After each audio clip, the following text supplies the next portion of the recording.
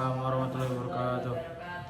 Pengadilan Negeri Semarang, kelas 1A. Tata tertib persidangan. 1. Setiap pengunjung di ruang sidang wajib menunjukkan sikap hormat pada pengadilan. 2. Setiap pengunjung wajib berpakaian sopan di persidangan dan tidak bertopi. 3. Pengunjung dilarang merokok, makan, dan membaca koran di ruang sidang. 4. Pengunjung dilarang membuat kegaduhan di dalam ruang sidang. 5. Pengunjung tidak diperkenankan menerima atau menghubungi dengan menggunakan HP saat persidangan berlangsung. 6. Dilarang membawa senjata api, senjata tajam maupun bahan peledak atau benda yang dapat membahayakan di dalam persidangan. 7. Dilarang membawa anak di bawah umur ke dalam ruang sidang. 8. Dilarang keluar masuk pada saat persidangan. 9. Pengambilan foto dan merekam di ruang sidang atas seizin majelis hakim. 10. Siapapun yang di sidang pengadilan bersikap tidak sesuai dengan martabat pengadilan dan tidak mentaati tata tertib setelah mendapat peringatan dari hakim ketua sidang atas perintahnya yang bersangkutan dikeluarkan dari ruang sidang. Pasal 218 ayat 2 KUHP. 11. Dalam pelanggaran tata tertib sebagaimana dimaksud ayat 3 bersifat suatu tindak pidana, tidak mengurangi kemungkinan dilakukan penuntutan terhadap pelakunya. Pasal 216 ayat 3 KUHP. Sidang peradilan dengan nomor perkara 173/Pidana Besar/2024 Pengadilan Negeri Semarang dengan nama terdakwa Farid Ulinuha bin Fulan, Kamis 16 Mei 2024. Dipersilakan jaksa penuntut umum dan penasihat hukum untuk memasuki ruangan.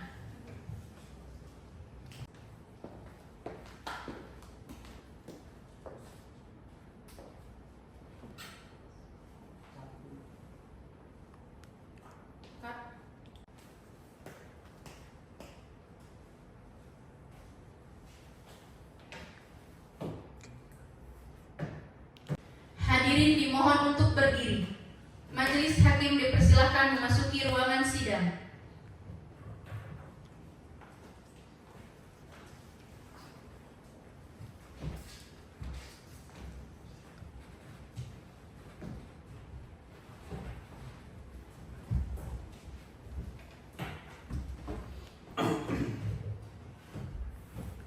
Hadirin dipersilahkan duduk kembali. Baik, Assalamualaikum warahmatullahi wabarakatuh. Assalamualaikum warahmatullahi wabarakatuh. Pertama-tama dengan duduknya majelis hakim dalam muka sidang kali ini dinyatakan bahwa ruangan sudah dipastikan lengkap menurut pasal 230 Kitab Undang-Undang Hukum Acara Pidana sudah dapat dilakukan persidangan. Hadirin diharap tenang, bila mana ingin mengambil gambar maupun video diharapkan untuk tidak memakai flash. Lalu dari penuntut umum, apakah ada ikatan darah dengan para hakim? Tidak ada, yang mulia. Apakah kuasa hukum ada ikatan keluarga? Tidak, yang mulia. Baik, selanjutnya akan dijelaskan oleh majelis ketua. Baik.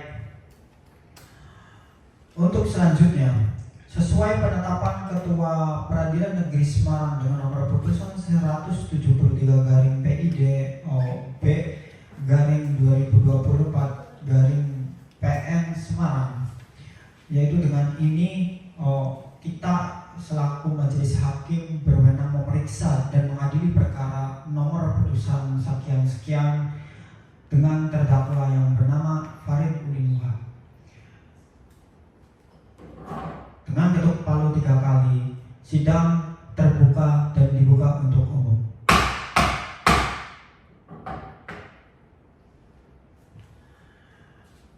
Kepada penuntut umum, sudah siap untuk menghadirkan terdakwa? Siap, yang mulia. Dimohon untuk terdakwa dimasukkan ke ruang sidang dalam keadaan bebas. Baik, yang mulia. Kepada terdakwa, silakan masuk. Baik, majelis hakim akan menanyakan identitas terdakwa. Menurut pasal 155 Kitab Undang-Undang Hukum Pidana, terdakwa, nama lengkap kamu, Nama saya Farid Ulinuha, yang mulia. tempat tanggal lahir, Surabaya 21 April 2001. domisili yang sekarang, Di Semarang. Berapa lama kamu sudah ditahan oleh kepolisian? 7 bulan. Apakah kamu siap untuk persidangan hari ini? Siap yang mulia. Apakah kamu membawa penasihat hukum? Membawa yang mulia. Baik.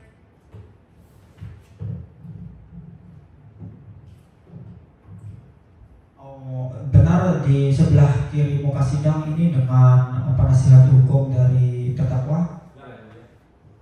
Lalu dari jaksa disiapkan identitas dan kelengkapannya, dan dari kuasa hukum terdakwa mohon disiapkan identitas dan kelengkapan yang di bawah pada muka sidang kali ini, lalu tunjukkan di depan kita para hakim. Dipersilakan.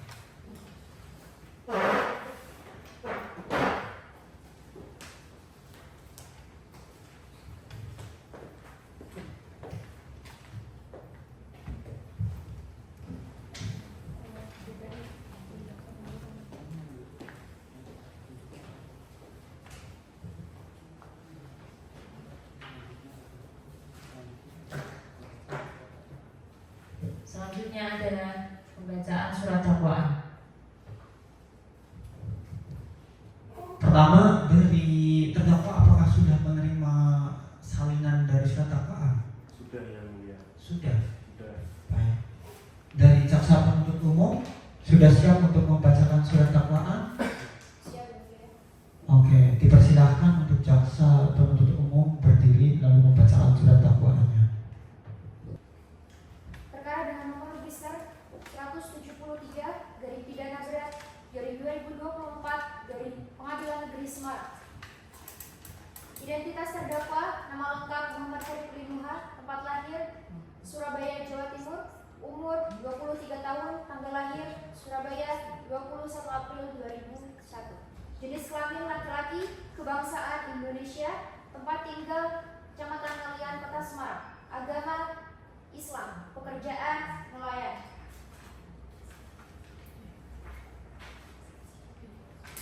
Dakwaan primer bahwa terdakwa Ulin pada hari Minggu tanggal 30 September 2021 sekitar pukul 23.00 waktu Indonesia Timur atau setidak-tidaknya pada waktu lain dalam bulan September tahun 2021 bertempat di kamar nahkoda kapal KM JD2 di Kampung Wogekel, Distrik Ilwayah, Kabupaten Jepara, atau setidak-tidaknya di tempat lain yang masih termasuk dalam daerah hukum Pengadilan Negeri Jepara yang berwenang memeriksa dan mengadili perkara dengan sengaja dan dengan direncanakan terlebih dahulu merampas nyawa orang lain, yakni korban Alvin. Perbuatan terdakwa tersebut dilakukan dengan cara sebagai berikut: bahwa awalnya terdakwa ada pertengkaran perut dengan korban Alvin di atas kapal sehubungan dengan pembagian makanan, kemudian korban sempat memukul terdakwa pada bagian kepala serta memojokkan terdakwa sehingga membuat terdakwa sakit hati. Kemudian terdakwa keluar dan menghindar dari korban dan masuk ke dalam kamar. Namun karena terdakwa merasa sakit hati dibuat begitu oleh korban, maka terdakwa mempunyai niat untuk menghilangkan nyawa korban.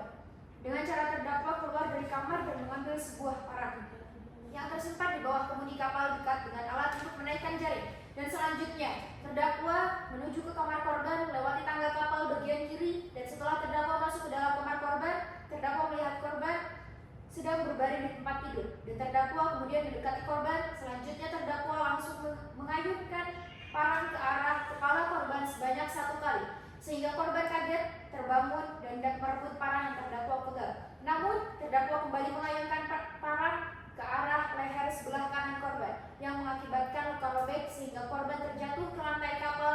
Dan selanjutnya terdakwa kembali mengayunkan parang ke arah korban sebanyak 6 kali, namun terdakwa tidak ingat mengenai bagian mana saja karena terdakwa dalam keadaan mabuk dan emosi. Setelah korban tidak bergerak, terdakwa keluar melewati pintu ruang kemudi bagian kiri langsung menuju kamar terdakwa dan sempat berbaring. Kemudian terdakwa keluar kamar dengan membawa parang dan membuang parang yang digunakan untuk melukai korban ke laut. Selanjutnya terdakwa membersihkan badan di dalam drum plastik tempat air dan kemudian terdakwa kembali ke kamar. Kemudian sekitar pukul 23.30 waktu Indonesia Timur, saksi Melati masuk ke dalam kamar korban karena saksi satu kamar dengan korban, dan saksi Melati kaget karena melihat korban dalam keadaan berbaring di lantai kamar dengan berlumuran darah dan terdapat banyak luka di tubuhnya. Selanjutnya bersama-sama untuk melihat kondisi korban. Ternyata korban sudah meninggal dunia, di mana pada tubuh korban terdapat luka bacok di bagian kepala atas dan belakang, kepala samping hingga bagian pipi, bagian telinga, leher tangan kanan, lutut kaki kiri, serta bagian punggung, dan korban hanya memakai celana dalam saja. Bahwa kemudian saksi Melati ingat sebelumnya bahwa sekitar pukul 19.00 waktu Indonesia Timur, di atas kapal Jari 2 mendengar suara ribut-ribut antara terdakwa dengan korban. Namun saksi Melati tidak tahu ada permasalahan apa. Kemudian saksi Ayu pada pukul 21.00 waktu Indonesia Timur bertemu dengan terdakwa, dan terdakwa mengatakan kepada saksi bahwa sebelum pagi harus ada yang mati. Dan terdakwa bercerita bahwa korban telah memukul terdakwa, dan terdakwa sakit hati dengan korban karena telah dipojokkan, namun saksi tidak mengerti maksud dari terdakwa, sehingga membuat saksi Melati dan saksi Ayu curiga terhadap terdakwa, sehingga kemudian bersama-sama dengan petugas kepolisian mendatangi terdakwa di kamarnya dan kemudian membawa terdakwa ke kantor polisi. Bahwa akibat perbuatan terdakwa, korban Alvin meninggal dunia sesuai dengan surat keterangan kematian nomor SKK garing 10/01 garing 2021 tanggal 1 Oktober 2021 yang dibuat dan ditandatangani oleh Kepala Rumah Sakit PT Dwi Karya Reksa Abadi.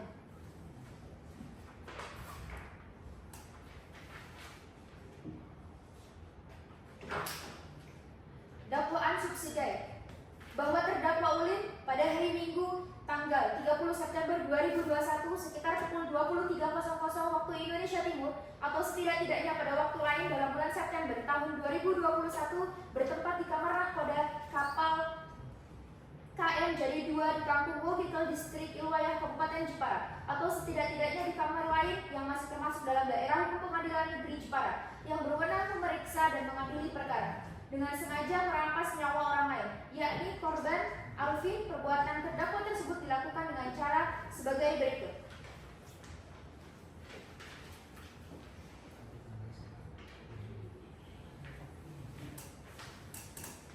Bahwa awalnya terdakwa ada pertengkaran mulut dengan korban Alvin di atas kapal sehubungan dengan pembagian makanan, kemudian korban sempat memukul terdakwa pada bagian kepala serta memojokkan terdakwa sehingga membuat terdakwa sakit hati. Kemudian terdakwa keluar dan menghindar dari korban dan masuk ke dalam kamar. Namun karena terdakwa merasa sakit hati dibuat begitu oleh korban, maka terdakwa mempunyai niat untuk menghilangkan nyawa korban dengan cara terdakwa keluar dari kamar dan mengambil sebuah parang yang tersimpan di bawah kemudi kapal dekat dengan alat untuk menaikkan jaring, dan selanjutnya terdakwa menuju ke kamar korban melewati tangga kapal bagian kiri. Dan setelah terdakwa masuk ke dalam kamar korban, terdakwa melihat korban sedang berbaring di tempat tidur, dan terdakwa kemudian mendekati korban. Selanjutnya terdakwa langsung mengayunkan parang ke arah kepala korban sebanyak 1 kali sehingga korban kaget terbangun dan hendak merebut parang yang terdakwa pegang, namun terdakwa kembali mengayunkan parang ke arah leher sebelah kanan korban yang mengakibatkan luka robek sehingga korban terjatuh ke lantai kapal, dan selanjutnya terdakwa kembali mengayunkan parang ke arah korban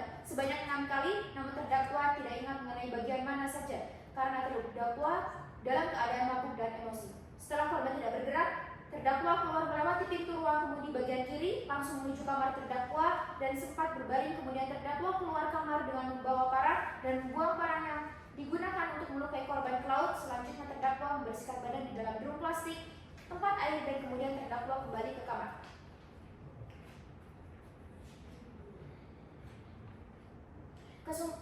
Kesimpulan dakwaan primer. Dari hasil pemeriksaan yang kami lakukan dapat disimpulkan bahwa korban meninggal karena luka robek di daerah kepala yang berakibat pecahnya tengkorak belakang daerah tulang oksipital serta luka robek di daerah punggung yang menembus tulang belakang sampai paru-paru yang semuanya berakibat pendarahan hebat yang menyebabkan kematian. Perbuatan terdakwa sebagaimana diatur dan diancam pidana pasal 340 KUHP dan juga pasal 338 Kitab Undang-Undang Hukum Pidana. Action. Baik, pembacaannya apakah sudah selesai? Sudah, yang mulia. Oke. Terdakwa apakah mengerti dengan yang disampaikan oleh jaksa penuntut umum? Mengerti yang mulia. Mengerti. Iya. Baik, saya tanyakan dulu kepada kuasa hukum terdakwa, apakah apakah akan mengajukan eksepsi atau keberatan?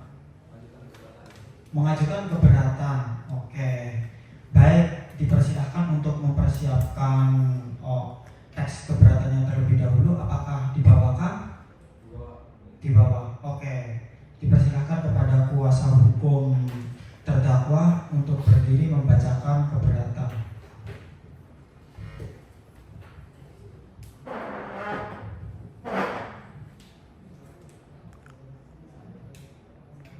Kepada Yang Mulia Majelis Hakim Pengadilan Negeri Semarang yang memeriksa dan mengadili perkara pidana dengan terdakwa Ulin, kami selaku penasehat hukum terdakwa mengajukan eksepsi sebagai berikut. Yang pertama, eksepsi kekurangan surat dakwaan. Dalam dakwaan primer tidak dijelaskan secara rinci dan terperinci unsur dengan rencana terlebih dahulu yang didakwakan kepada terdakwa. Dalam dakwaan hanya disebutkan secara singkat bahwa terdakwa rencanakan membunuh korban dengan mengambil sebilah parang yang rencananya digunakan untuk menikam korban. Namun tidak ada uraian yang memadai dan mendalam mengenai waktu yang dibutuhkan terdakwa untuk benar-benar memikirkan, mempertimbangkan dan merencanakan pembunuhan tersebut sebelum pelaksanaannya. Tidak dijelaskan pula proses dan tahapan perencanaan yang dilakukan terdakwa sebelum akhirnya memutuskan untuk melakukan pembunuhan. Oleh karena itu, unsur dengan rencana terlebih dahulu dalam dakwaan primer menjadi kurang jelas, tidak cermat dan tidak rinci. 2. Dalam dakwaan subsidiar tidak dijelaskan secara tegas, gamblang dan lugas bahwa perbuatan terdakwa memenuhi unsur dengan sengaja sebagaimana diatur dalam pasal 338 KUHP. Dalam dakwaan hanya disebutkan bahwa terdakwa merasa sakit hati dan dendam kepada korban, namun tidak dijelaskan lebih lanjut bahwa terdakwa memang memiliki niat, maksud dan tujuan yang disadari sepenuhnya untuk menghilangkan nyawa korban. Tidak diuraikan secara eksplisit bahwa hilangnya nyawa korban memang menjadi kehendak atau sasaran utama dari perbuatan terdakwa. 2. Eksepsi tidak berwenangnya pengadilan.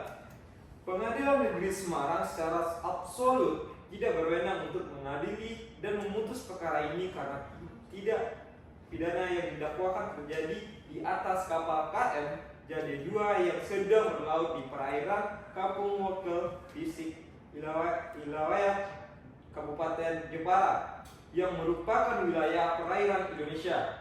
Berdasarkan pasal 2 Junto pasal 84 ayat 2 Undang-Undang Nomor 8 Tahun 1981 tentang Hukum Acara Pidana, yang berwenang mengadili perkara pidana yang terjadi di wilayah perairan Indonesia adalah pengadilan negeri yang daerah hukumnya meliputi wilayah tersebut atau pengadilan negeri terdekat dengan tempat terjadinya tindakan pidana.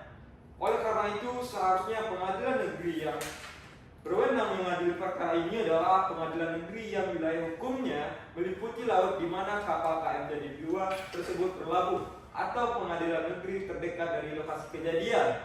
Dengan demikian, Pengadilan Negeri Semarang tidak memiliki kompetensi absolut atau kewenangan mutlak untuk mengadili perkara ini. 3. Eksepsi tidak lengkapnya pemeriksaan persidangan. Dalam persidangan, majelis hakim hanya mendengarkan keterangan secara langsung dari 2 orang saksi, yaitu saksi Melati dan terdakwa Ulin. Sementara itu, keterangan saksi lainnya, yaitu saksi Ayu, hanya dibacakan dari berita acara pemeriksaan saksi oleh penyidik tanpa dihadirkan dan diperiksa secara langsung di persidangan. Hal ini dapat mengurangi nilai kekuatan pembuktian dan menyebabkan pemeriksaan persidangan menjadi tidak lengkap dan tidak sempurna. Mengingat pemeriksaan saksi secara langsung di persidangan akan memberikan keyakinan yang lebih besar bagi majelis hakim dalam menilai keterangan saksi tersebut, terutama dalam hal mengamati gerak-gerik, bahasa tubuh, dan ekspresi wajah saksi saat memberikan keterangan. Pemeriksaan langsung juga memungkinkan majelis hakim untuk mengajukan pertanyaan-pertanyaan krusial kepada saksi guna memperoleh kejelasan dan ketegasan atas keterangannya. Oleh karena itu, pemeriksaan persidangan menjadi tidak lengkap dan tidak sempurna karena tidak mendengarkan secara langsung keterangan dari para saksi tersebut. 4. Eksepsi tidak lengkapnya barang bukti. Dalam persidangan, jaksa penuntut umum hanya mengajukan barang bukti berupa 2 lembar celana dalam yang dikenakan oleh korban saat ditemukan. Namun tidak diajukan barang bukti berupa parang atau senjata tajam lainnya yang digunakan terdakwa untuk melakukan pembunuhan terhadap korban. Padahal, keberadaan senjata tajam sebagai barang bukti tersebut sangat penting untuk membuktikan cara terdakwa melakukan tindakan pidana serta alat yang digunakan. Tanpa adanya barang bukti tersebut, maka pembuktian di persidangan menjadi kurang lengkap dan dapat mempengaruhi penilaian majelis hakim dalam meyakini terbuktinya unsur-unsur tindak pidana yang didakwakan kepada terdakwa. Berdasarkan eksepsi-eksepsi di atas, kami mohon kepada Yang Mulia Majelis Hakim untuk mempertimbangkan dan mengabulkan eksepsi yang kami ajukan demi tegaknya keadilan, kepastian hukum, dan terjaminnya hak-hak terdakwa untuk mendapatkan pemeriksaan persidangan yang sah dan fair. Baik, dari kuasa hukum terdakwa, apa sudah demikian dibacakan semuanya? Sudah, Yang Mulia. Baik. Selanjutnya dari jaksa penuntut umum, apakah sudah menyiapkan jawaban dari eksepsi kuasa hukum terdakwa? Sudah, Yang Mulia. Bisa dibacakan hari ini juga? Bisa. Oke, dipersilakan kepada jaksa penuntut umum untuk disiapkan terlebih dahulu. Aduan yang pertama, bahwa terhadap penasihat hukum terdakwa yang pada pokoknya pertama, dalam dakwaan primer tidak dijelaskan secara rinci dan terperinci unsur-unsur dengan rencana terlebih dahulu yang didakwakan kepada terdakwa. Dalam dakwaan hanya disebutkan secara singkat bahwa terdakwa merencanakan pembunuhan kepada korban dengan mengambil sebilah parang yang rencananya digunakan untuk menikam korban. Namun tidak ada uraian yang memadai dan mendalam mengenai waktu yang dibutuhkan terdakwa untuk benar-benar memikirkan, mempertimbangkan, dan merencanakan pembunuhan tersebut sebelum pelaksanaannya. Tidak dijelaskan pula proses dan tahapan perencanaan yang dilakukan terdakwa sebelum akhirnya memutuskan untuk melakukan pembunuhan. Oleh karena itu, unsur dengan rencana terlebih dahulu dalam dakwaan primer menjadi kurang jelas, tidak cermat, dan tidak rinci. Menimbang bahwa berdasarkan pertimbangan-pertimbangan hukum tersebut di atas, ternyata perbuatan terdakwa telah memenuhi seluruh unsur-unsur dari dakwaan primer. Diatur dalam ancaman pasal 340 KUHP yang berbunyi, barang siapa dengan sengaja dan dengan rencana terlebih dahulu merampas nyawa orang lain diancam karena pembunuhan dengan rencana, dengan pidana mati atau pidana penjara seumur hidup atau selama waktu tertentu, paling lama 20 tahun. Aduan kedua, dalam dakwaan sidai tidak dijelaskan secara tegas, gamblang, dan lugas bahwa perbuatan terdakwa memenuhi unsur dengan sengaja sebagaimana diatur dalam pasal 338 KUHP. Dalam dakwaan hanya disebutkan bahwa terdakwa merasa sakit hati dan dendam kepada korban. Namun tidak dijelaskan lebih lanjut bahwa terdakwa memang memiliki niat, maksud, dan tujuan yang disadari sepenuhnya untuk menghilangkan nyawa korban. Tidak diuraikan secara eksplisit bahwa hilangnya nyawa korban memang menjadi kehendak atau sasaran utama dari perbuatan terdakwa. Dapat diketahui bahwa terdakwa membawa parang lalu mengarahkan untuk menebas orang tersebut dengan kekuatan yang penuh, dengan kesabaran, dengan sengaja. Juga seorang terdakwa menggunakan parang tersebut yang mana diketahui bahwa parang adalah barang tajam yang dapat membunuh seseorang. Dengan demikian cukuplah pembalasan terbaik. Aduan ketiga, Pengadilan Negeri Semarang secara absolut tidak berwenang untuk mengadili dan memutus perkara ini karena tindak pidana yang didakwakan terjadi di atas kapal KM Jari 2 yang sedang berlabuh di perairan Kampung Karimun Jawa, Kabupaten Jepara, yang merupakan wilayah perairan Indonesia berdasarkan pasal 2 junto pasal 84 ayat 2 Undang-Undang Nomor 8 Tahun 1981 tentang Hukum Acara Pidana. Yang berwenang mengadili perkara pidana yang terjadi di wilayah perairan Indonesia adalah Pengadilan Negeri yang daerah hukumnya meliputi wilayah tersebut atau pengadilan negeri yang terdekat dengan tempat terjadinya tindak pidana. Oleh karena itu, seharusnya pengadilan negeri yang berwenang mengadili perkara ini adalah pengadilan negeri yang wilayah hukumnya meliputi laut di mana kapal KM Jari 2 tersebut berlabuh atau pengadilan negeri terdekat dari lokasi kejadian. Dengan demikian, Pengadilan Negeri Semarang tidak memiliki kompetensi absolut atau kewenangan mutlak untuk mengadili perkara ini. Menimbang bahwa Pengadilan Negeri Semarang memiliki kompetensi kompetensi atau kewenangan mutlak untuk mengadili perkara ini karena saksi-saksi berkediaman di Semarang. Dalam pasal 84 ayat 2 disebutkan bahwa apabila tempat kediaman sebagian besar saksi yang dipanggil lebih dekat pada tempat pengadilan negeri itu daripada tempat kedudukan pengadilan negeri yang di dalam daerahnya tindak pidana itu dilakukan. Aduan keempat, dalam persidangan majelis hakim hanya mendengarkan keterangan secara langsung dari dua orang saksi, yaitu saksi Ayu dan saksi Melati. Dibacakan dari berita acara pemerintahan saksi oleh penyidik tanpa dihadirkan dan diperiksa secara langsung di persidangan. Hal ini dapat mengurangi nilai kekuatan pembuktian dan menyebabkan pemeriksaan persidangan menjadi tidak lengkap dan tidak sempurna. Mengingat pemeriksaan saksi secara langsung di persidangan akan memberikan keyakinan yang lebih besar bagi majelis hakim dalam menilai keterangan saksi tersebut, terutama dalam hal mengamati gerak-gerik, bahasa tubuh, dan ekspresi wajah saksi saat memberikan keterangan. Pemeriksaan langsung juga memungkinkan majelis hakim untuk mengajukan pertanyaan-pertanyaan krusial kepada saksi guna memperoleh kejelasan dan ketegasan atas keterangannya. Oleh karena itu, pemeriksaan persidangan menjadi tidak lengkap dan tidak sempurna karena tidak mendengarkan secara langsung keterangan dari para saksi tersebut. Menimbang bahwa eksepsi poin C, menimbang bahwa berdasarkan pasal 162 KUHP memang memungkinkan saksi memberikan keterangan tanpa harus hadir di persidangan. Jika keterangan itu sebelumnya telah diberikan di bawah sumpah, maka keterangan itu disamakan nilainya dengan keterangan saksi di bawah sumpah yang diucapkan di sidang. Berdasarkan pasal tersebut, saksi yang tidak dapat hadir tetap dianggap sah kesaksiannya karena telah di bawah sumpah.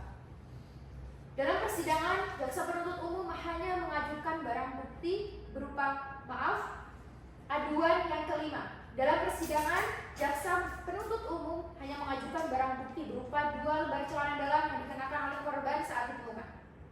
Namun, tidak diajukan barang bukti berupa parang atau senjata tajam lainnya yang digunakan terdakwa untuk melakukan pembunuhan terhadap korban. Padahal, keberadaan senjata tajam sebagai barang bukti tersebut sangat penting untuk membuktikan cara terdakwa melakukan tindakan pidana serta alat yang digunakan. Tanpa adanya barang bukti tersebut, maka pembuktian di persidangan kurang lengkap dan dapat mempengaruhi penilaian majelis hakim dalam meyakini terbuktinya unsur-unsur tindak pidana yang didakwakan kepada terdakwa. Menimbang sesuai dengan keterangan terdakwa berupa alat bukti parang yang digunakan untuk membunuh diterangkan telah dibuang ke laut setelah terjadinya proses pembunuhan. Sesuai dengan ketentuan pasal 184 ayat 1 bahwa keterangan terdakwa merupakan salah satu alat bukti yang sah dan menurut ayat 2 bahwa hal yang secara umum sudah diketahui tidak harus dibuktikan. Berdasarkan eksepsi di atas, kami mohon kepada Yang Mulia Majelis Hakim untuk mempertimbangkan dan mengabulkan eksepsi yang kami ajukan demi tegaknya keadilan, kepastian hukum, dan terjaminnya hak-hak terdakwa untuk mendapatkan pemeriksaan persidangan yang sah dan fair. Baik, dari jaksa penuntut umum sudah disampaikan semuanya. Baik. Sekarang adalah pembacaan putusan selah. Dari sini kami menolak eksepsi yang diajukan oleh penasehat hukum terdakwa terkait dengan kewenangan relatif maupun absolut. Dari keterangan akan dibacakan oleh hakim anggota sebagai berikut. Dipersilahkan kepada hakim anggota. Menimbang bahwa berdasarkan pertimbangan-pertimbangan hukum tersebut di atas, ternyata perbuatan terdakwa telah memenuhi seluruh unsur-unsur dari dakwaan primer. Terdakwa diatur dan diancam dalam pasal 340 Kitab Undang-Undang Hukum Pidana menyebutkan barang siapa dengan sengaja dan dengan rencana terlebih dahulu merampas nyawa orang lain diancam karena pembunuhan dengan rencana atau pidana mati dan pidana penjara seumur hidup atau selama waktu tertentu, paling lama sebanyak 20 tahun penjara. Menimbang bahwa Pengadilan Negeri Semarang memiliki kompetensi atau kewenangan mutlak untuk mengadili perkara ini karena saksi-saksi berkediaman di Semarang. Dalam pasal 84 ayat 2 Kitab Undang-Undang Hukum Pidana menyebutkan bahwa apabila tempat kediaman sebagian besar saksi yang dipanggil lebih dekat pada tempat pengadilan negeri itu daripada tempat kedudukan pengadilan negeri yang di dalam daerahnya tindak pidana itu dilakukan.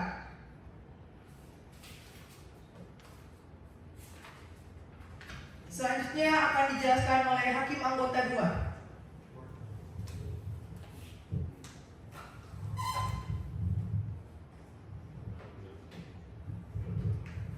Menimbang jawaban eksepsi poin C bahwa berdasarkan pasal 162 KUH memang memungkinkan saksi memberikan keterangan tanpa harus hadir di persidangan. Jika keterangan itu sebelumnya telah diberikan di bawah sumpah, maka keterangan itu disamakan nilainya dengan keterangan saksi di bawah sumpah yang diucapkan di sidang. Berdasarkan pasal tersebut, saksi yang tidak dapat hadir tetap dianggap sah kesaksiannya karena telah di bawah sumpah.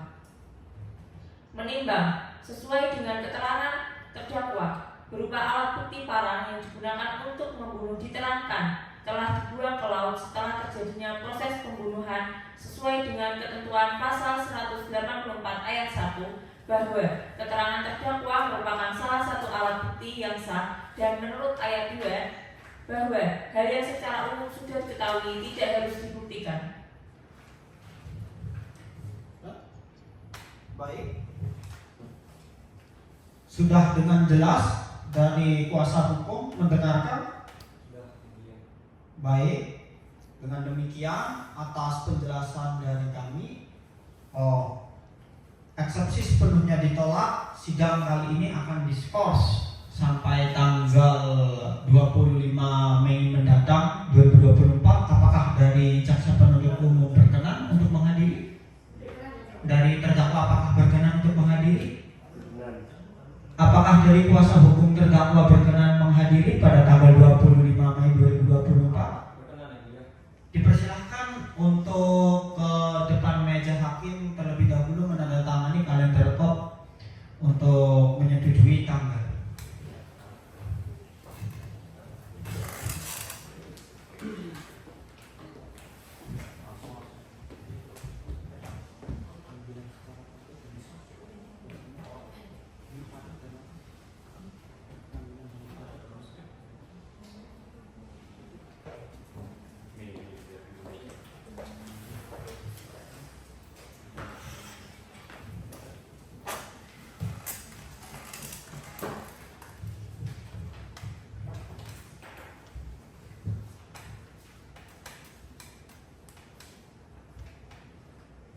Baik. Dengan demikian persidangan diskors atau ditunda sampai waktu yang telah ditentukan. Assalamualaikum warahmatullahi wabarakatuh. Dengan duduknya majelis hakim di muka sidang kali ini, dinyatakan bahwa ruangan sudah lengkap menurut pasal 230 Kitab Undang-Undang Hukum Acara Pidana dapat terlaksananya persidangan secara optimal. Hadirin diharap tenang. Bila mana ingin mengambil gambar ataupun video diharapkan untuk tidak memakai flash. Pertama, dari penuntut umum, apakah ada ikatan darah dengan para hakim? Tidak ada, yang mulia. Baik. Dari kuasa hukum terdakwa, apakah ada ikatan darah dengan para hakim? Tidak ada, yang mulia. Baiklah. Sesuai penetapan Ketua PN Semarang nomor putusan sekian-sekian lalu, kami selaku majelis hakim berwenang memeriksa dan mengadili perkara nomor putusan sekian-sekian kepada terdakwa yang bernama Farid Ulinuha dibuka kembali. Agenda selanjutnya yaitu pemeriksaan saksi-saksi. Yang pertama dari jaksa penuntut umum. Jaksa penuntut umum, tolong panggilkan terdakwa dalam keadaan bebas. Baik, kepada terdakwa silakan memasuki ruang sidang.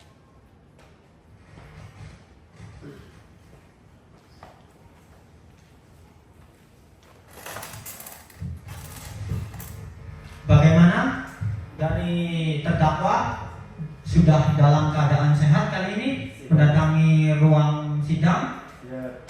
Baik.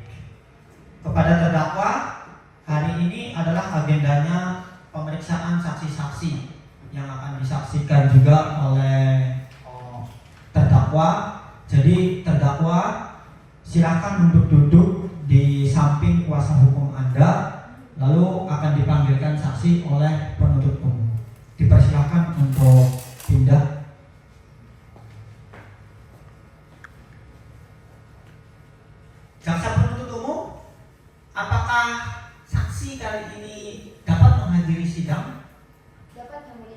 Bisakah untuk dipanggilkan saksi yang pertama terlebih dahulu dalam keadaan bebas? Bisa ya, Mulia. Dipersilakan untuk menghadiri sidang. Kepada saksi pertama, Saudari Melati, silakan memasuki ruang sidang.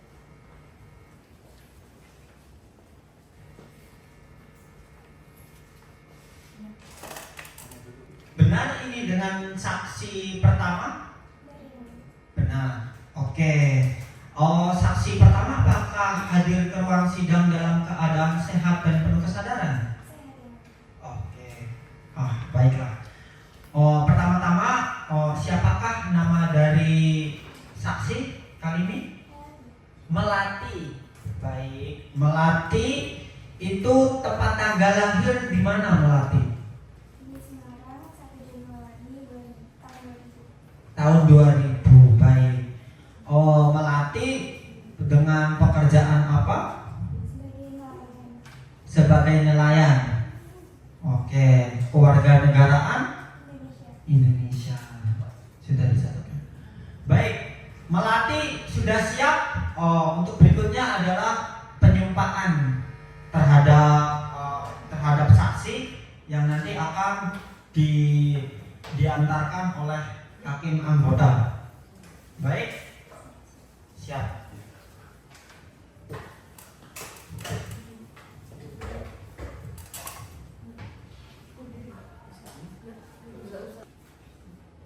Demi Allah, Demi Allah, saya bersumpah saya bersumpah bahwa saya bahwa saya akan menerangkan akan menerangkan dengan sebenar-benarnya sebenar-benarnya dan tiada lain dan tiada lain daripada yang sebenarnya. daripada yang sebenarnya. Sudah siap untuk membawakan kesaksian dari saudari Melati? Sudah siap? Jadi diminta tolong ceritakan dulu dari mulai tahapan pertama bagaimana kesaksian dari saudari Melati melihat rekaan kejadian yang langsung di dalam kamar sang korban, benar seperti itu. Dipersilakan untuk dijelaskan terlebih dahulu. Untuk mic-nya tolong dipakai biar suara lebih jelas.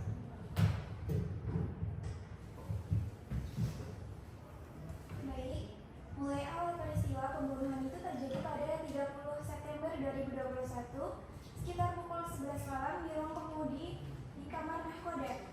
Nah, selanjutnya pembunuhan itu terjadi saat kapal sedang berlabuh.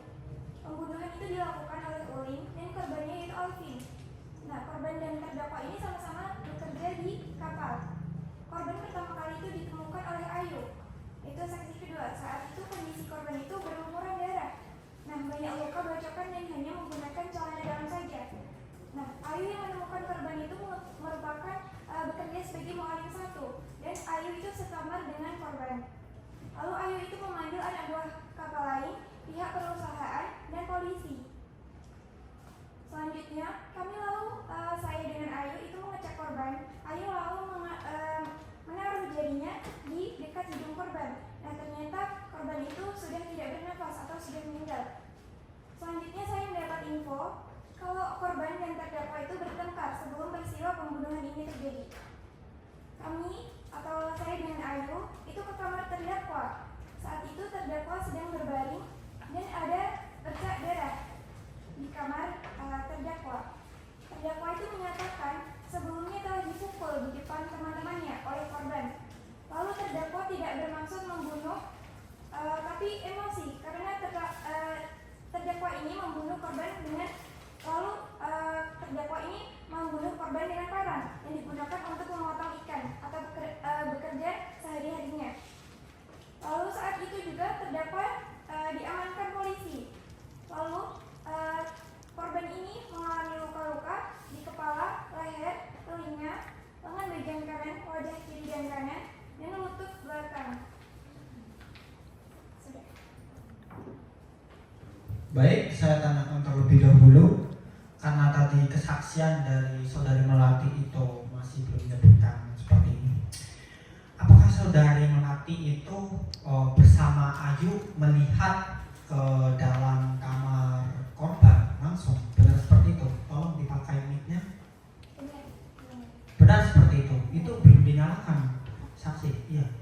Sudah? Benar seperti itu? Benar. Baik. Selanjutnya, apakah dari seorang saksi saudari Melati ini benar-benar mengetahui dari adanya korban itu benar-benar dibunuh oleh seorang terdakwa yang duduk di sebelah kiri? Benar? Benar. Dengan melihat atau dengan persangkaan? Dengan persangkaan dan dengan pengakuan dari terdakwa sendiri. Oh, pengakuan terdakwa.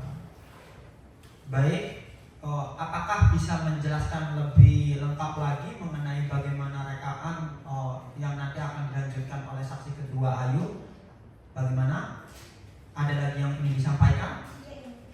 Oke. Untuk terdakwa sebelumnya, apakah dapat diterima kesaksian dari saudari Melati? Dapat diterima. Ini adalah suatu pengakuan dari terdakwa, benar? Untuk kuasa hukum bagaimana? Dapat diterima? Baik. Kesaksian dari Melati dapat diterima. Dipersilahkan untuk Melati meninggalkan ruang sidang. Terima kasih telah berkesempatan hadir sebagai saksi pada persidangan kali ini. Baik.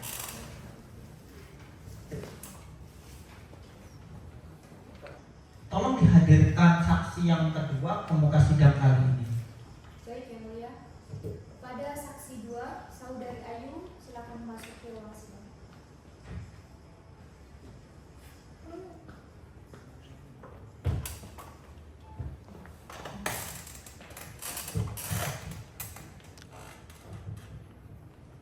Apakah benar ini dengan saudari Ayu sebelumnya? Benar, Yang Mulia. Saudari Ayu datang ke sini dalam keadaan sehat dan penuh kesadaran? Saya Yang Mulia. Sehat. Baik. Dengan nama siapa? Nama lengkapnya saudari Ayu? Putri Ayu. Putri Ayu. Baik. Tempat tanggal lahir? Semarang, 21 April 1999. Semarang. Lalu domisili untuk sekarang? Semarang. Ya, Baik. Kewarganegaraan di mana? Indonesia. Indonesia. Pekerjaan sudah ditanyakan ya, saudari Ayu? Nelayan. Pekerjaan nelayan, betul? Baik. Saudari Ayu, sebelum kita menjelaskan dari pengakuan-pengakuan maupun kesaksian dari saudari Ayu, nanti ada pembacaan sumpah terlebih dahulu yang akan dibawakan oleh anggota hakim. Dimohon untuk petugas segera menyiapkan proses penyumpahan.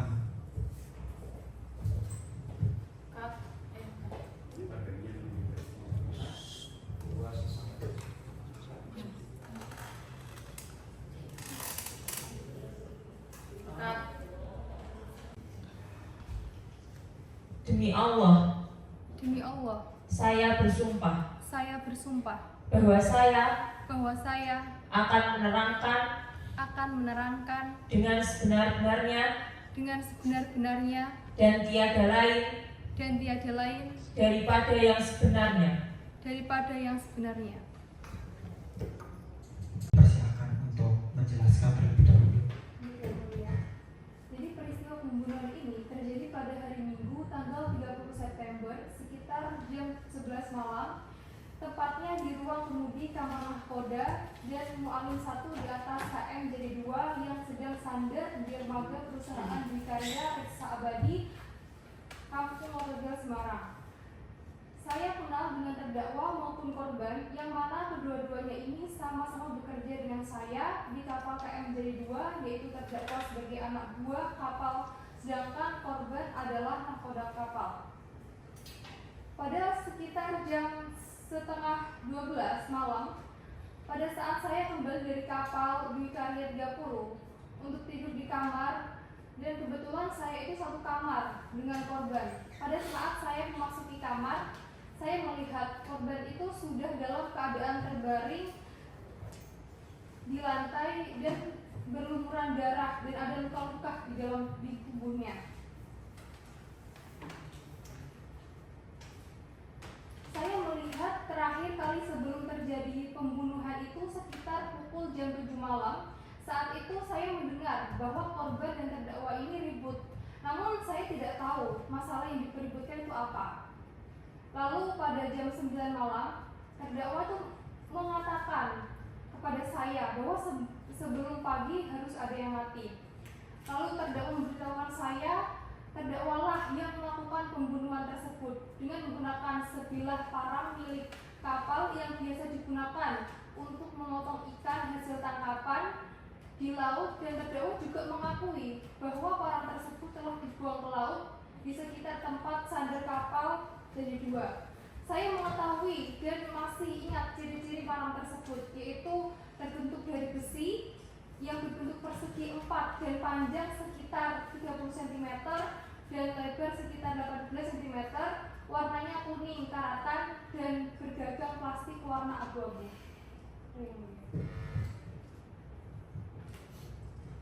Baik. Dari penuntut umum, apakah ada alat bukti berupa parang atau berupa pisau yang disebutkan? Parangnya tidak ada yang mulia. Parang tidak ada. Pisau ada? Pisau pun tidak ada yang mulia karena Sudah dibuang ke laut sebagaimana kesaksian. Dari pihak kepolisian tidak sampai menyelidiki sedemikian. Benar seperti itu? tidak yang mulia. Tidak. Baiklah, apa barang bukti yang memang bisa menguatkan dari kesaksian si Ayu tersebut? Kami memiliki barang bukti celana dalam yang mulia. Celana dalam Ya, yang dipakai oleh korban pada saat mereka kejadian. betul yang mulia. Baik. Nanti ditunjukkan, tapi saya akan menanyakan terlebih dahulu dari kuasa hukum terdakwa, apakah ada pertanyaan terlebih dahulu? Ada yang mulia. Saya ingin bertanya kepada saudari Ayu yang melihat kejadian, melihat korban yang terbunuh di kapal. Pertanyaan saya adalah, saudara Ayu melihat korban secara langsung, dan di mana saja saat kejadian tersebut dia mendapatkan bekas-bekas luka Saya di bagian tubuh. melihat korban di kamar yang terletak berbaring dengan berlumuran darah dan ada luka-luka di tubuhnya. Ya, luka-lukanya di mana saja, misalnya di mata atau di kaki. Di bagian kepala, Oh, kepala ke atas. iya, Oh, apakah di wajah apakah dia mendapatkan luka? mendapatkan. Di bibir apakah ada luka? Ada. Oke. Dan yang saya tanya lagi yang kedua, tadi saya mau nanya, di jam 9 itu dia ngomong apa sih?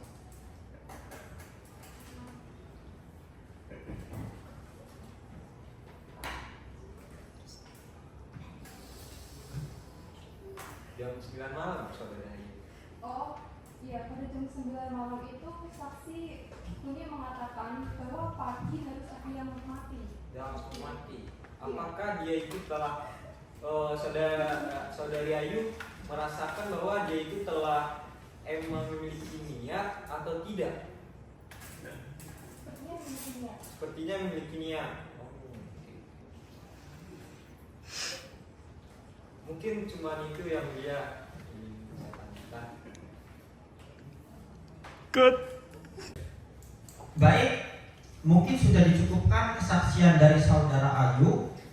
Apakah ada penyampaian informasi lagi terkait pembunuhan yang disaksikan oleh saudara Ayu? Tidak yang mulia. Tidak. Oh, baik. Untuk demikian, saudara Ayu boleh untuk meninggalkan ruang persidangan. Terima kasih telah memberikan informasi kesaksian kesaksiannya terhadap reka kejadian di muka sidang kali ini. Dipersilakan untuk saudari Ayu meninggalkan ruang sidang.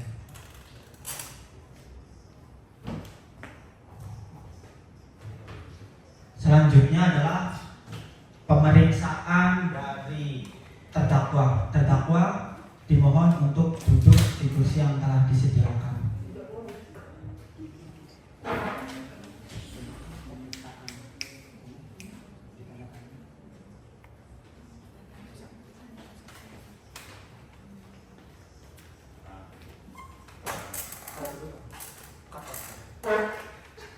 God. Action.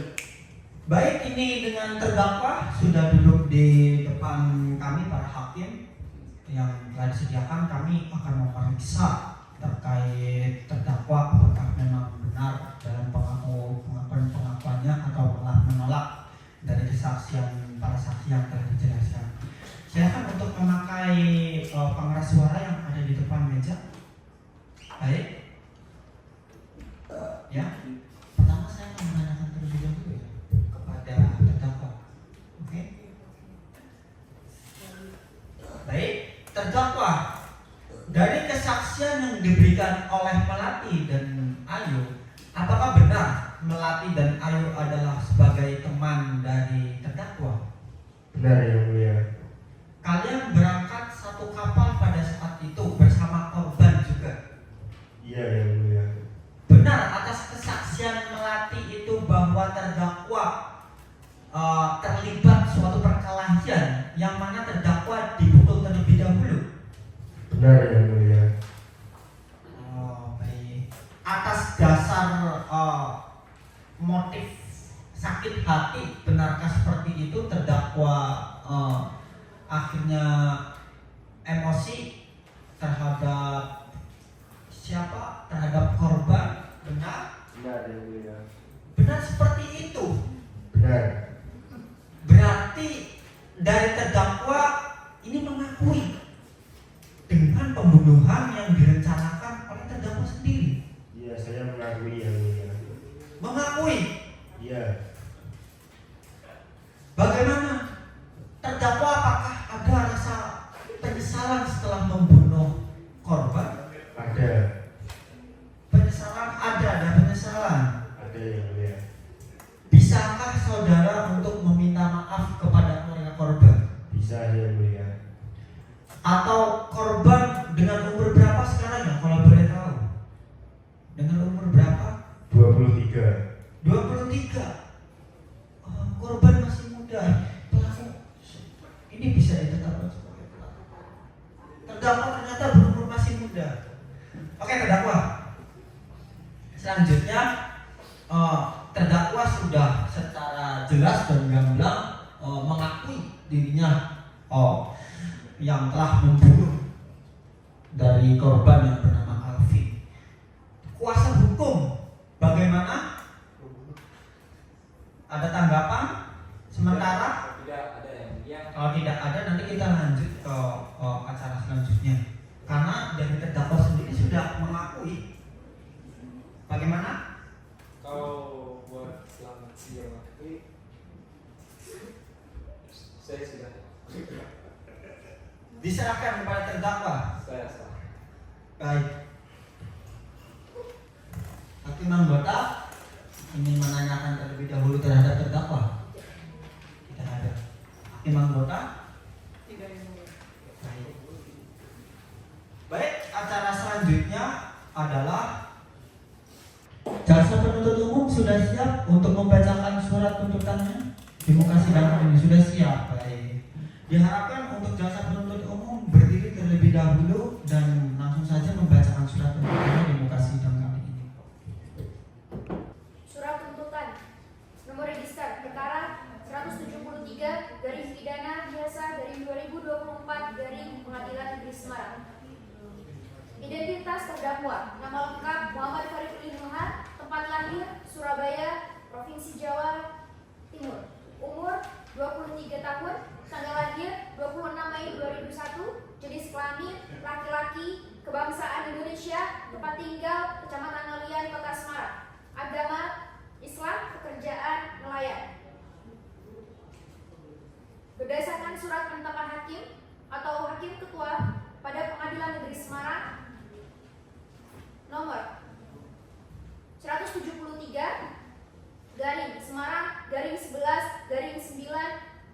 tanggal 15 Mei 2024.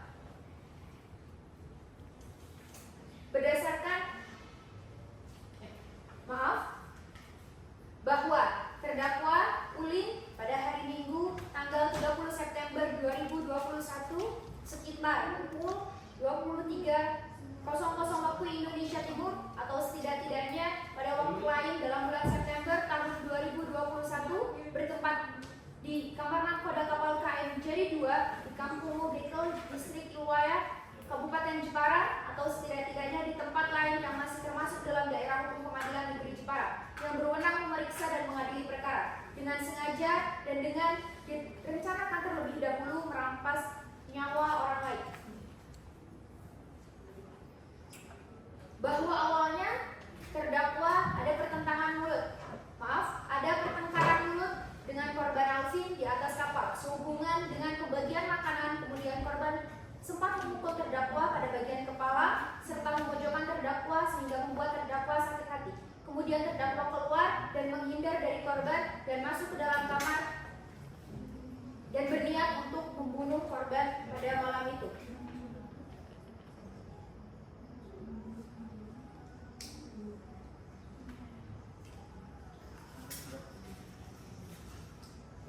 Fakta-fakta yang terungkap dalam pemeriksaan di persidangan secara berturut-turut berupa keterangan saksi, keterangan terdakwa, dan juga alat bukti.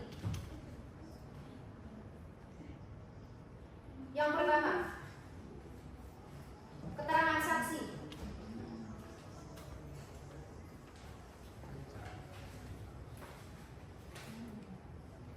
Bahwa saksi diperiksa sehubungan dengan masalah pembunuhan, bahwa peristiwa pembunuhan tersebut terjadi pada pada hari Minggu tanggal 30 September 2021 sekitar jam 23.00 waktu Indonesia Timur di dalam kamar nakoda kamar Jari 2 di Kampung Mogekel, Distrik Ilwaya, Kabupaten Jepara.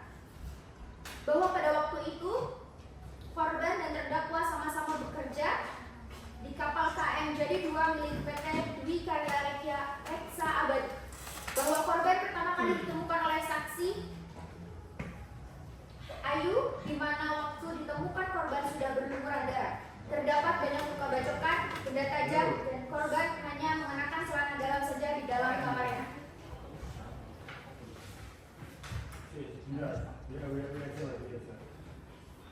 Lalu yang selanjutnya keterangan terdakwa bahwa yang melakukan pembunuhan adalah terdakwa Muhammad Farid Ulinuha, sedang yang menjadi korban adalah Alvin.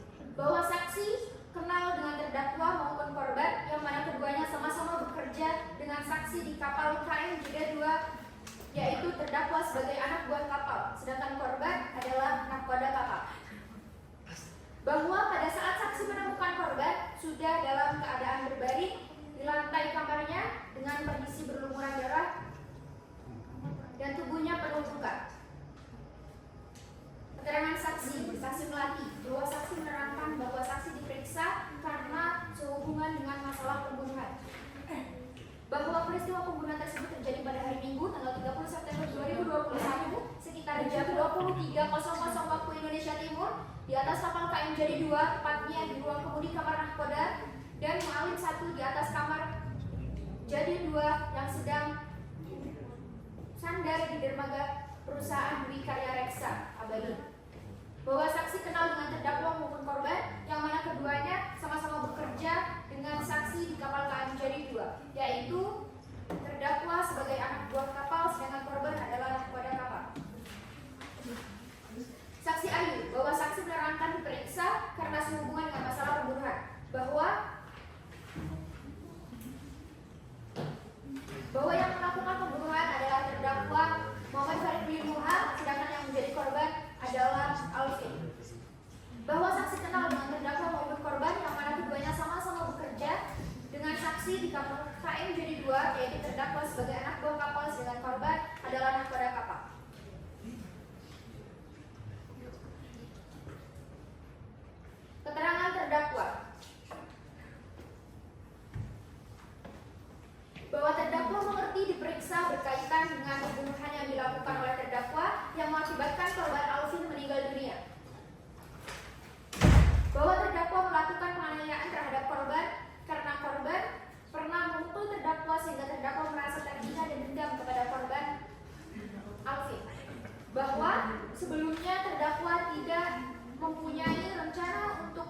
korban, namun sebelumnya terdakwa berharap korban mau minta maaf padanya atas pemukulan yang dilakukannya.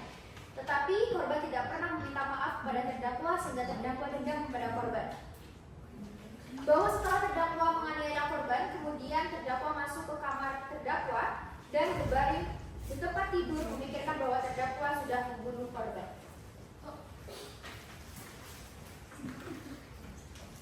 Barang bukti menimbang bahwa di persidangan jaksa penuntut umum telah mengajukan barang bukti, yaitu 1 lembar celana dalam warna biru terdapat tulisan Calvin Klein dan 1 lembar celana dalam warna hitam motif tulisan.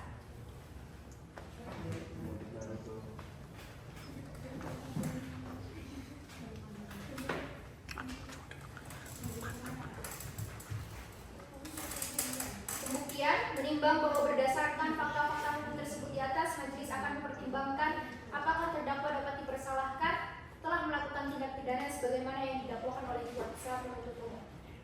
Menimbang bahwa dalam dakwaan primer perbuatan terdakwa diatur dari ancam pidana menurut pasal 340 KUHP yang mempunyai unsur-unsur sebagai berikut. Yang pertama, barang siapa; yang kedua, dengan sengaja; yang ketiga, dan dengan rencana terlebih dahulu; yang keempat, merampas nyawa orang lain.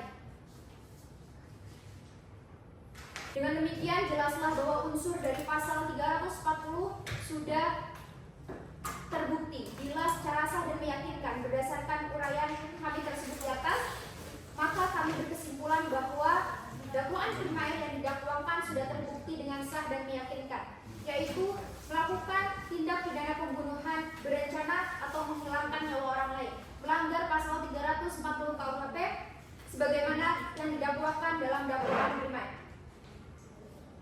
Majelis hakim yang terhormat, oleh karena terdakwa telah terbukti secara sah dan meyakinkan berulang melakukan tindak pidana sebagaimana disebutkan di atas, maka sepantasnya atas diri terdakwa dijatuhi hukuman yang setimpal dengan kesalahannya.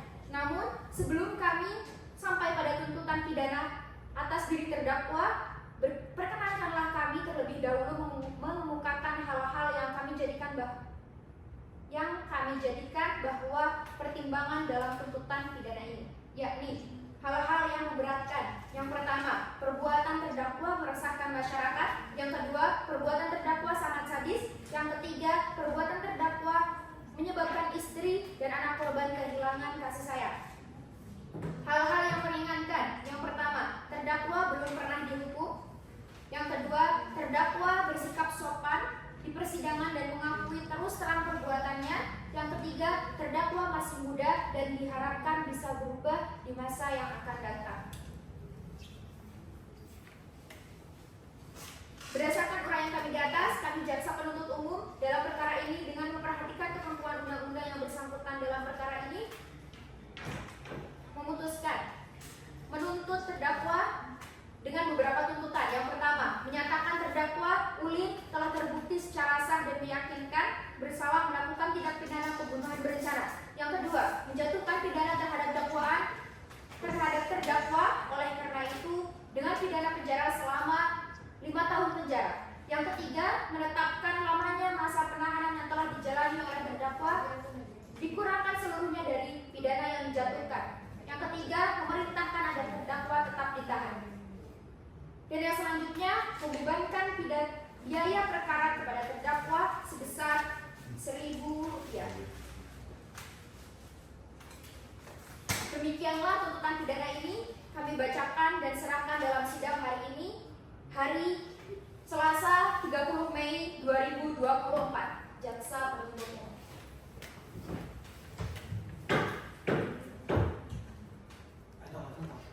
Penuntut umum sudah demikian membacakan surat tuntutannya? Sudah, Yang Mulia. Sudah. Baik. Selanjutnya dari nota pembelaan, apakah sudah siap akan dibawakan di muka sidang sekarang dari kuasa hukum terdakwa? Sudah ya. Sudah. Dipersilakan untuk berdiri, langsung saja dibacakan. Cut. Action.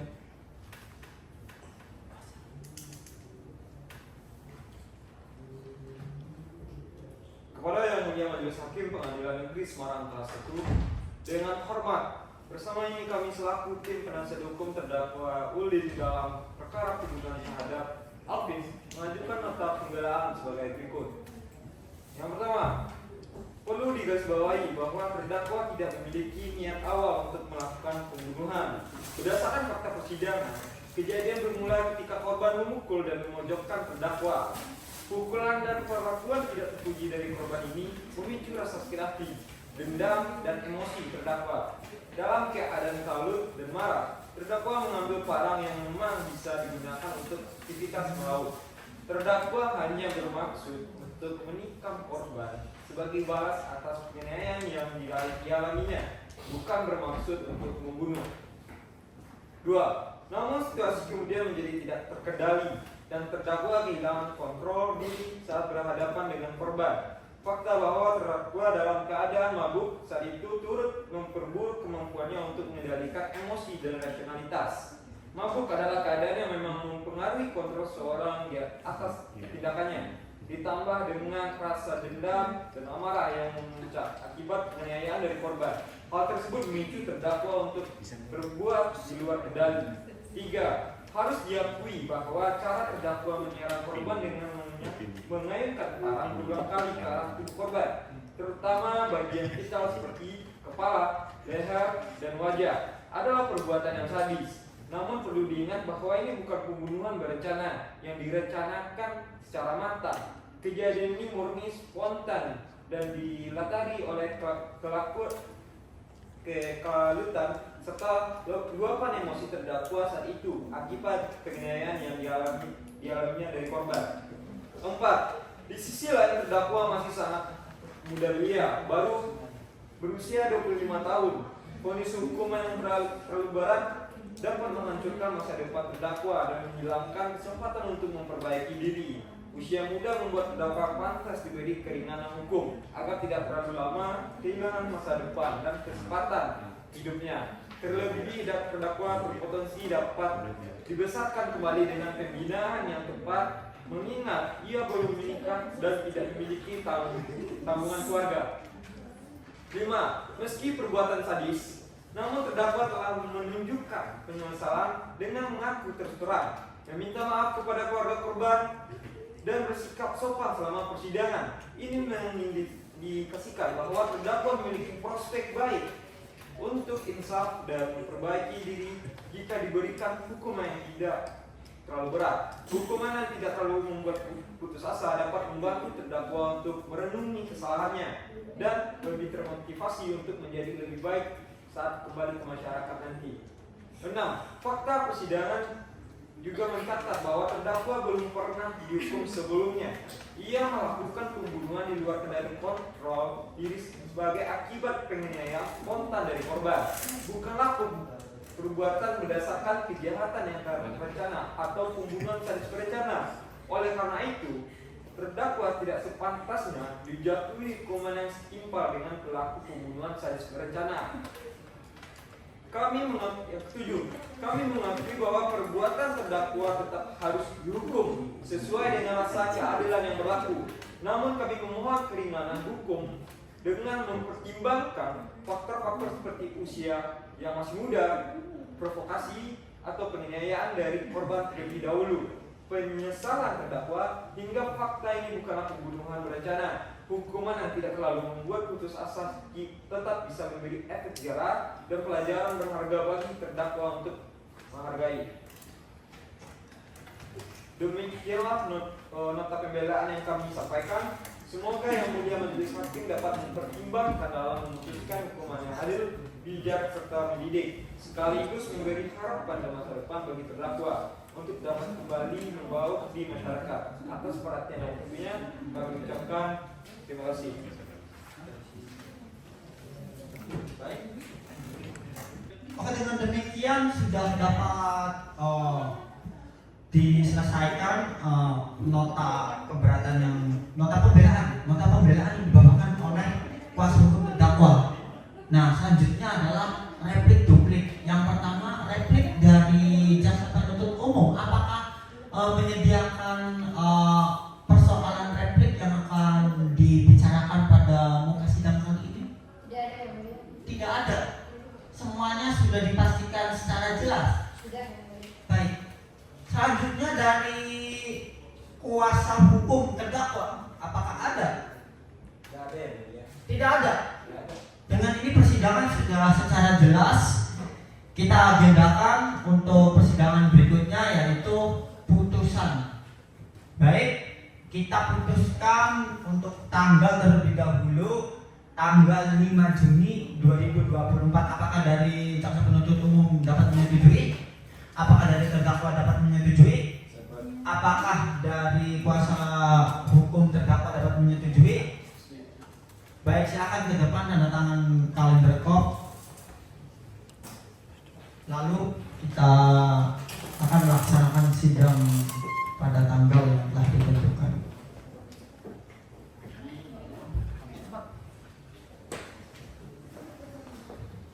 Baik. Dengan ini menyatakan sidang diskors sementara dan dilanjutkan pada tanggal yang telah ditentukan. Dengan ketuk palu 1 kali, sidang ditutup. Assalamualaikum warahmatullahi wabarakatuh. Telah diketahui bahwa ketika majelis hakim telah memasuki ruang sidang dinyatakan bahwa ruangan lengkap menurut pasal 230 Kitab Undang-Undang Hukum Acara Pidana. Harap tenang untuk para hadirin, dimohon ketika ingin mengambil gambar dan video tidak untuk memakai flash. Kepada penuntut umum, apakah ada ikatan darah dengan para hakim? Tidak. Oke, kepada kuasa hukum terdakwa, apakah ada ikatan darah dengan para hakim? Oke, sesuai penetapan Ketua PN Semarang nomor putusan sekian-sekian, maka kami berwenang untuk memeriksa dan mengadili perkara nomor putusan 173 PIDB 2024 PN Semarang. Dengan ini dibuka ketuk palu 1 kali, dibuka dan terbuka untuk umum. Oke, selanjutnya adalah pembacaan putusan. Sebelum pembacaan surat putusan, dimohon untuk jaksa penuntut umum dipanggil terlebih dahulu terdakwa ke muka sidang. Kepada terdakwa, silakan masuki ruang sidang.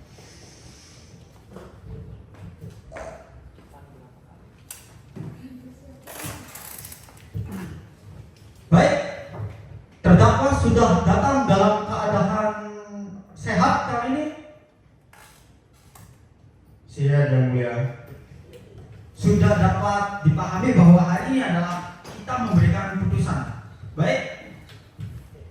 Pertama, kami selaku Majelis Hakim Peradilan Negeri Semarang dengan nomor register perkara 173 garis miring pidana berat garis miring 2024 garis miring Peradilan Negeri Semarang mengadili menyatakan terdakwa Farid Ulinuha telah terbukti secara sah dan meyakinkan bersalah melakukan tindak pidana pembunuhan berencana, menjatuhkan pidana terhadap terdakwa. Oleh karena itu, dengan pidana penjara selama 5 tahun.